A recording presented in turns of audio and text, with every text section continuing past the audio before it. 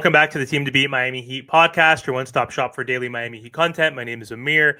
For today's episode, I want to talk about some trade rumors, and I specifically want to talk about why I think the Miami Heat should try to trade with the Chicago Bulls for their big man, Nikola Vucevic. So the Bulls are reportedly considering offers for their former All-Star center, and could he be a good fit with the Miami Heat? Let's break that down in today's episode.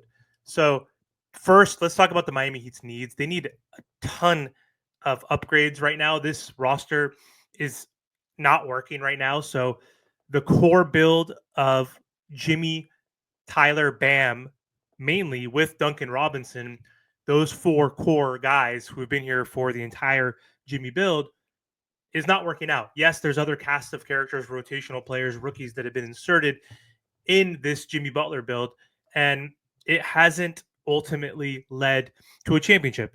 Do we take it for granted that the Miami Heat made it to those finals and the Eastern Conference Finals 3 times? No, of course not. Like, I rather be a team that competes than a team that is a perennial tanking poverty franchise that can not even make the playoffs, or if they do, they get swept in the first round, or they could be like the Philadelphia 76ers who haven't won in like God knows when. What is it, 40 years, and they can't even make it to the Eastern Conference playoffs, like, or finals with Joel Embiid, who's been an MVP in this league. Like, that would be more frustrating, as having the MVP and not making it far. So I understand the sentiment of Heat fans that, we can be spoiled, but ultimately the whole goal of winning in the NBA is winning a championship. That's what we aspire to do as fans, is we want our team to win a championship, and we haven't done that since 2014, since LeBron left. It's been a decade, and the Miami Heat need to make changes. This is the longest build Pat Riley's ever had in his career. Even going back to his career with the Lakers, he never kept the build for this long. And so the Miami Heat, they've been okay defensively this year, not as good as last year or just in general. But they've been solid, I guess you could say, at times on the defensive end. Their offense has been improving slightly since last season, but still not a good offense, very mediocre and mid. What are they, like 18th in the last few days ago or whatever it was when I checked? They're like 18th, perhaps, in offensive rating. I don't know. Don't quote me on that. But either way, the offense has been inconsistent this season. Jimmy Butler's been inconsistent. He's been in and out of the lineup. Bam Adebayo has been severely inconsistent, and his shot percentages at the rim and in general, his field goal percentages are way down. Tyler Hero is the only player that's playing well for the Miami Heat, seems like. And, he's having his breakout season, but his teammates are not there and are not along for the ride. So anyway, adding a player like Vucevic to this team, who's a skilled center who could stretch the floor, who's someone who could rebound, and he's getting better at even facilitating later in his career, which is great, could be exactly what this Miami Heat team needs.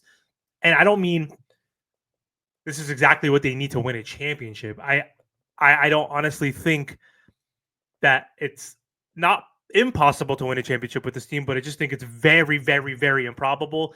A lot of Heat fans say, wait till we get to the playoffs so we can be other teams can be in trouble. But I don't know if that's the case. We've been healthier so far this season than we were last year. Last year, Pat Riley, Spo, and others were saying that we needed to be healthy to see where we're at.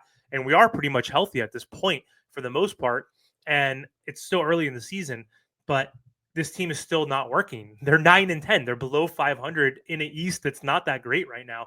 And so I don't know if adding him is going to make them a championship contender. I don't think it's impossible that they can win a championship. Anything can happen. I mean, it's based on injuries. Every single year, there are major injuries that, reshuffle the deck. So, the Celtics, Tatum could be out for the season. And then they could also lose Porzingis, who always gets hurt. So that can make the Boston Celtics fall.